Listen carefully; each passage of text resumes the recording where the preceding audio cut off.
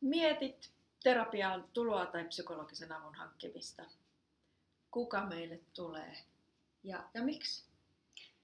Loppujen lopuksihan meille ihmiset tulee hirveän tavallisten, niin kuin me tykätään sanoa, elämisen ongelmien kanssa.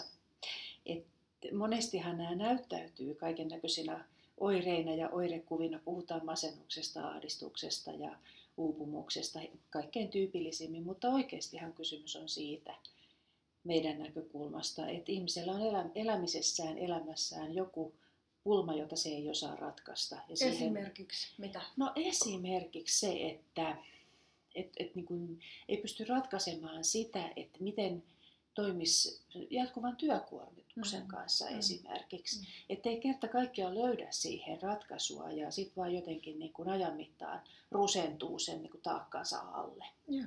Mitä muuta?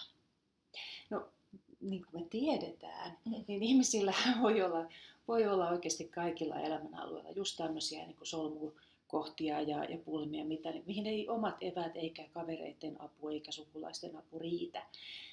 Et esimerkiksi nyt vaikka lasten kasvatuksessa voi tulla sellainen tilanne, että niin kun tulee vaikka teinin kanssa tai tulee esikouluikäisen kanssa vastaan sellainen tilanne, että ei enää kerta kaikkiaan tiedä, miten sen lapsen kanssa tulee toimeen.